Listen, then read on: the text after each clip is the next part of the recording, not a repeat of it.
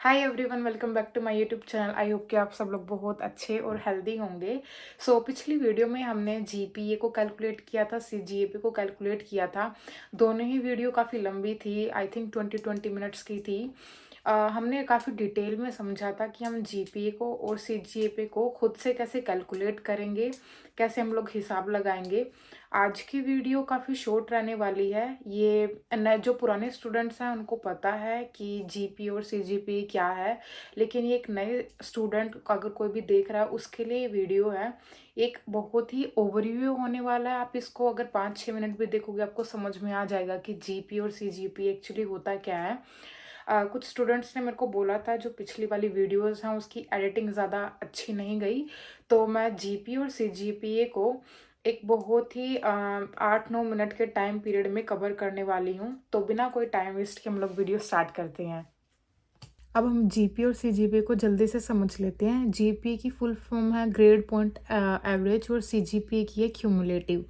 Cumulative का मतलब यहाँ पे कि कलेक्टिव, मतलब कि इन टोटल, कि टोटल पूरे के पूरे सेमेस्टर मिला के कितनी गई आपकी, या फिर आपने 3 सेमेस्टर किए हैं तो उनकी टोटल सीजीपीए क्या होगी। तो क्यूमुलेटिव का मतलब यहाँ पे एग्रीगेट लगा लीजिए, या फिर टोटल लगा लीजिए, या फिर कलेक्टिव लगा लीजिए। अब जो जीपी है और जो सीजीपी है उसका डिफरेंस क्या है, उसमें डिफरेंस है सिर्फ एक टर्म का। जो जीपी है होती है वो हमारी टर्म की होती है, मतलब कि क्या, एक सेमेस्टर की परसेंटेज होती है। मान लीजिए एमबीए फर्स्ट सेमेस्टर है, यहाँ पे आप देख लीजिए एमबीए फर्स्ट सेमेस्टर है, तो एमबीए फर्स्ट सेमेस्टर की सिर्फ एक सेमेस्टर की आपकी जो परसेंटेज बनेगी टोटल, वो आपकी जीपीए होगी। एमबीए सेकंड सेम लगा लीजिए, अगर आप एमबीए सेकंड सेम कर रहे हैं तो सिर्फ उन 3 कोर्सेज में जो भी आप परसेंटेज अचीव करेंगे वो आपकी जीपीए होगी।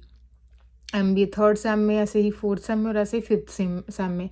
तो हर एक सेमेस्टर में आप जो भी परसेंटेज लोगे उसको बोलते हैं जीपीए। और सीजीपीए क्या हो जाएगा, सीजीपीए हो जाएगा आपका एवरेज, मतलब कि आपके 5 के 5 सब्जेक्ट का एवरेज।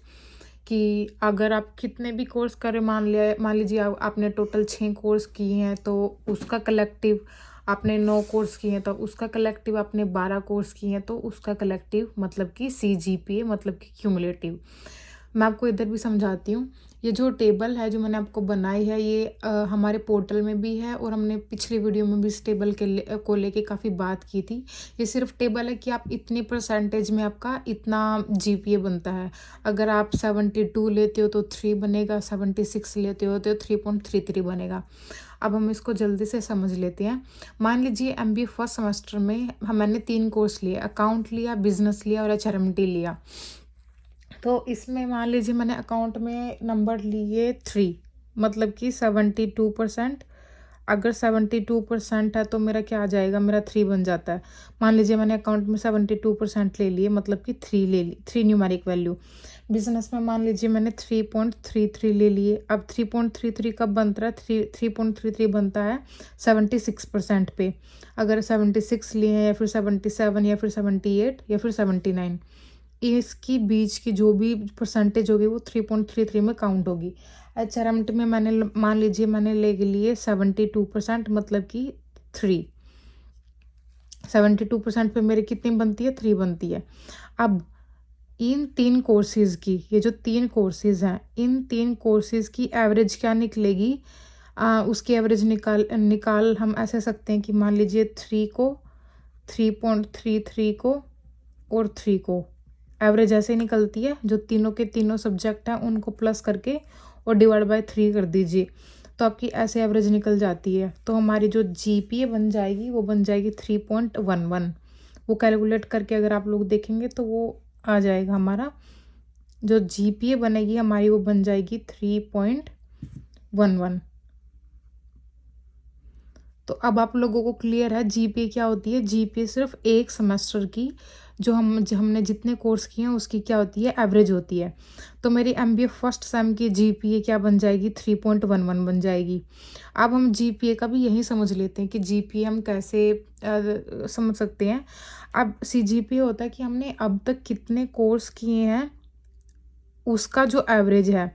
मान ले हमने 3 कोर्स किए हैं तो 3 कोर्स में हमारी कितनी बनेगी, 3.11, वही हमारी इन टोटल बन जाएगी, क्यूमुलेटिव बन जाएगी।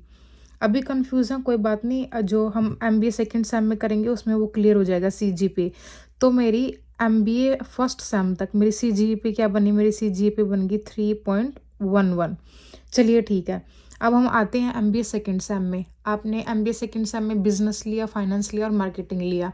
आपने बिजनेस में मान लीजिए मार्क्स ले लिए 3.33 मान के चलते हैं, 3.33 मतलब कि यही कि मैंने अपने 76 से लेके 79% तक की कोई परसेंटेज ली है, 77 मान लीजिए या 78।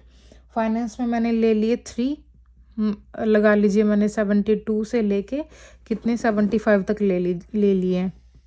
और मार्केटिंग में मैंने मार्क्स ले लिए 3, सेम ही है, 72% ले लिए होंगे जैसे भी है। अब MBA सेकंड सेम की GPA क्या होगी, इन 3 कोर्सेज की एवरेज निकाल लेंगे। कैसे निकाल लेंगे, इन तीन कोर्सेज को प्लस कर देंगे, डिवाइड बाय 3 कर देंगे, सिंपल मैथमेटिकल रूल, एवरेज निकाल लेंगे। तो जो हमारी एवरेज आएगी इन 3 कोर्सेज की, ये जो MBA सेकंड सेम में हमने 3 कोर्स लिए हैं, इनकी एवरेज हमारी आ जाएगी अगेन 3.11, जैसे ऊपर निकाल ली थी। चलिए ठीक है, अब MBA फर्स्ट सेम की GPA कितनी है 3.11, MBA सेकंड सेम की GPA कितनी है 3.11। ठीक है, मान लीजिए आपने MBA थर्ड सेम में भी कितने लिए, 3, मान लीजिए 3 ले लिए। फोर्थ में कितने ले लिए, मान लीजिए 3 GPA ले लिया आपने टोटल GPA। एक सेमेस्टर में अगर मैंने कितने परसेंटेज लिए हैं वो GPA में बोलते हैं हम। फिफ्थ सेम में कितने ले लिए, 3 GPA ले लिए। चलिए ठीक है, अब यहाँ पे हम निकालते हैं। मान लीजिए आपने ये अभी नहीं किया, मान लीजिए आपने सिर्फ सेकंड सेम किया। अब सेकंड सेम की हम CGPA निकाल लेंगे। CGPA कितना निकलता है, टोटल निकलता है। आपने MBA सेकंड सेमेस्टर कितने कोर्स कर लिए, 6 कोर्स कर लिए, 1 2 3, फोर्थ ये, फिफ्थ ये और सिक्स्थ हमारा मार्केटिंग। तो हमने अब तक कितने कोर्स कर लिए, अब तक हमने 6 कोर्स कर लिए। तो 6 कोर्स की CGPA निकलेगी। 6 कोर्स की CGPA निकालने के लिए मान लीजिए हाँ ये रूल लगाते हैं। एक की जो हमारी है 3i, सेकंड जो हमारा कोर्स है उसमें मेरी 3.33 बनी। जो मेरा थर्ड होगा, ये वाला जो थर्ड है HRMT, उसमें मैंने कितने मार्क्स लिए थे, 3 लिए थे। ठीक है, प्लस में जो मैंने बिजनेस में लिया वो कितना लिया, 3.33 लिया। फाइनेंस में मैंने कितने लिए, 3 लिए। और मैंने मार्केटिंग में कितने लिए, 3 लिए। तो आपने मान ली 6 कोर्सेज किए हैं, मान ली 6 सब्जेक्ट किए हैं। आप उन 6 सब्जेक्ट के जो भी मार्क्स हैं, जो भी आपके ग्रेड हैं, उसको प्लस कर लीजिए। मान लीजिए वो मेरा आ गया 6 सब्जेक्ट का 3 3 6 9, और इसको जो टोटल है, जो भी हम इसका टोटल करेंगे उसको हमने डिवाइड कर देना है 6 से। क्यों, क्योंकि हमने अब तक कितने सब्जेक्ट किए, 6 सब्जेक्ट किए। तो CGPA कैसे निकलती है, आपके जितने भी नंबर आपने लिए हैं वो सारे लिख लीजिए, और जितने कोर्स किए हैं उससे डिवाइड करना है। अगर मैंने 6 कोर्स किए तो 6 से डिवाइड कर लीजिए, 9 कोर्स करेंगे तो 9 से डिवाइड कर लेंगे, 12 कोर्स करेंगे तो 12 से डिवाइड कर लेंगे, और उनके मार्क्स लिख देंगे हम ऊपर। तो ये हमारा बन जाएगा CGPA 3.11। तो अब हमारा MBA सेकंड सेम तक CGPA क्या बन गया, 3.11 बन गया। तो हमारी ये CGPA हट जाएगी, क्योंकि ये CGPA सिर्फ 3 कोर्सेज की थी। अब हमारी नई CGPA आएगी जो कि हमारी 6 कोर्सेज की होगी। यहाँ तक क्लियर है, चलो ठीक है। अब हमारी बात आई MBA थर्ड सेम की। MBA थर्ड सेम ने हमने कितने ले लिए, GPA ले लिए इतने। तो यहाँ तक कि अगर हम CGPA कैलकुलेट करें, CGPA अगर हम सिर्फ थर्ड सेम तक की कैलकुलेट करें, सिर्फ थर्ड सेम तक की, वो कितनी हो जाएगी। अब ये देख लीजिए कि आपके 6 सब्जेक्ट की जो GPA है वो 3 से तो ऊपर ही है। अब आपके थर्ड सेम में भी अच्छे नंबर आ गए, मतलब 3 CGPA आ गई। तो अब आप 3 कोर्स ये और 3 कोर्स आप इसमें करेंगे, तो 3 3 6 और 3 9। तो 9 कोर्सेज की जो CGPA है वो तो 3 से ज़्यादा ही जाएगी, जब हम आप टोटल एवरेज करेंगे। तो कैसे करेंगे, इसी फॉर्मूले से।